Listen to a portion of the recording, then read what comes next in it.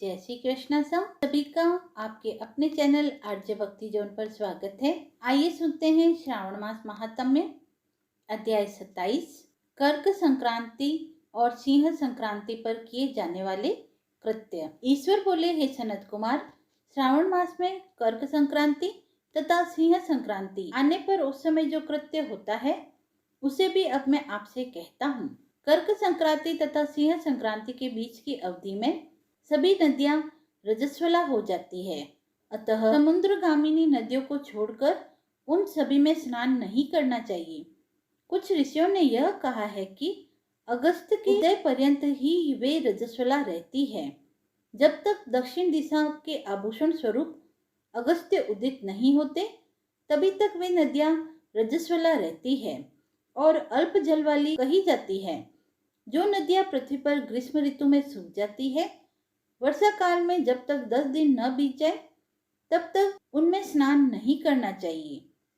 जिन नदियों की गति स्वतः 8000 धनुष अर्थात 32,000 हाथ तक नहीं हो जाती तब तक वे नदी शब्द की संज्ञा वाली नहीं होती, अपितु वे गर्त कही जाती है। कर्क संक्रांति के प्रारंभ के 3 दिन तक महानदियां रजस्वला रहती है। वे स्त्रियों की भांति चौथे दिन शुद्ध हो जाती है। हे मुने, अब मैं महानदियों को बताऊंगा, आप सावधान होकर सुनिए। गोदावरी, भीमरथी, तुंगभद्रा, वेणिकम, तापी, पयोशिनी, यह 6 नदियां विंध्य के दक्षिण में कही गई है। भगीरथी, नर्मदा, यमुना, सरस्वती, विशोका, वित्सता, ये 6 नदियां विंध्य के उत्तर में भी है। ये 12 महानदियां देव ऋषि क्षेत्र से उत्पन्न हुई है। हे मुने, देविका, वंजरा, कृष्णा, ये महानदियां कर्क संक्रमण के प्रारंभ में 1 दिन तक ही रजस्वला रहती है। गौतमी नामक नदी कर्क संक्रमण होने पर 3 दिनों तक रजस्वला रहती है। चंद्रभागा, सती, सिंधु, सरयू, नर्मदा, गंगा, यमुना, पलक्षजाला, सरस्वती, ये जो नद संज्ञा वाली नदियां हैं वे रजोदोष से युक्त नहीं होती है। शोण, सिंधु, हिरण्य, कोकिल, आहित, गगर तथा शत्रदु, ये 7 नद पवित्र कहे गए हैं। धर्म द्रव्यमय गंगा, पवित्र यमुना तथा सरस्वती, ये नदियां गुप्त रजोदोष वाली होती है, अतः ये सभी अवस्था में निर्मल रहती है।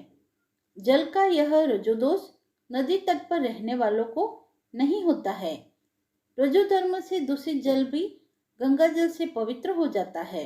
प्रसव अवस्था वाली बकरियां, गायें, भैंस तथा स्त्रियां और भूमि पर वृष्टि के प्रारंभ का जल, ये 10 रात व्यतीत होने पर शुद्ध हो जाते हैं। कुएं तथा बावली के अभाव में अन्य नदियों का जल अमृत होता है। रजोधर्म से दूषित काल में भी ग्राम भोग नदी दोषमय होती है। दूसरों के द्वारा भराए गए जल में रजोदोष नहीं होता है। उपाकर्म में, उत्सर्ग कृत्य में, प्रातःकाल के स्नान में, विपत्तियों में, सूर्य ग्रहण काल में तथा चंद्र ग्रहण काल में रजोदोष नहीं होता है। हे सनत कुमार, अब मैं सिंह संक्रांति में गौ प्रसव के विषय में कहूंगा। सिंह राशि में सूर्य के संक्रमण होने पर यदि गौ प्रसव होता है तो जिसकी गौ प्रसव करती है उसकी मृत्यु 6 महीने में अवश्य ही हो जाती है, इसमें संदेह नहीं है। मैं उसकी शांति बताऊंगा जिससे सुख प्राप्त होता है। प्रसव करने वाली उस गाय को उसी क्षण ब्राह्मणों को दान दे दें। तत्पश्चात घृत मिश्रित काली सरसों से होम करना चाहिए। इसके बाद व्याहतियों से घृत में सिक्त तिलों की 1008 आहुतियां डालनी चाहिए।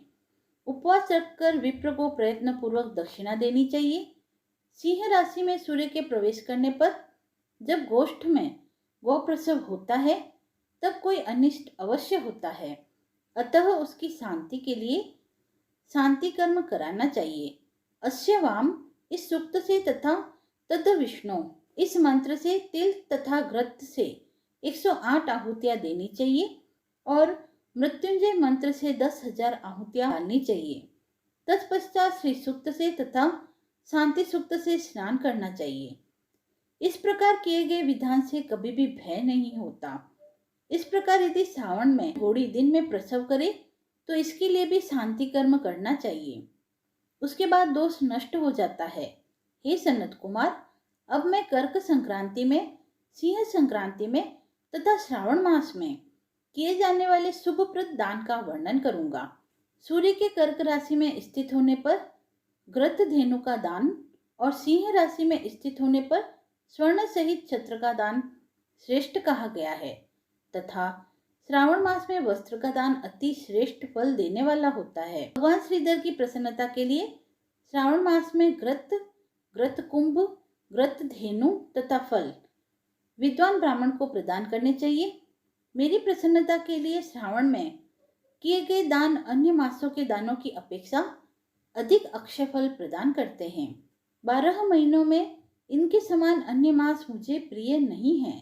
जब श्रावण मास आने को होता है तब मैं उसकी प्रतीक्षा करता हूँ। जो मनुष्य इस मास में व्रत करता है वह मुझको परम प्रिय होता है, क्योंकि चंद्रमा ब्राह्मणों के राजा हैं, सूर्य सभी के प्रत्यक्ष देवता है। ये दोनों मेरे नेत्र हैं। कर्क तथा सिंह की दोनों संक्रांतियां जिस मास में पड़े उससे बढ़कर किसी का महात्म्य नहीं हो सकता। जो मनुष्य इस श्रावण मास में पूरे महीने प्रातःकाल स्नान करता है वह 12 महीनों के प्रातः स्नान का फल प्राप्त करता है। यदि मनुष्य श्रावण मास में प्रातः स्नान नहीं करता है तो 12 मासों में उसका किया हुआ स्नान निष्फल हो जाता है। हे महादेव, हे दया सिंधु, मैं श्रावण मास के उषा काल में प्रातः स्नान करूंगा। हे प्रभु, इसको विघ्न रहित पूर्ण कराइए। प्रातः स्नान करके शिव जी की विधिवत पूजा करके श्रावण मास की सतकथा का प्रतिदिन भक्ति पूर्वक श्रवण करना चाहिए। बुद्धिमान मनुष्य को चाहिए कि इसी प्रकार इस माह को व्यतीत करे।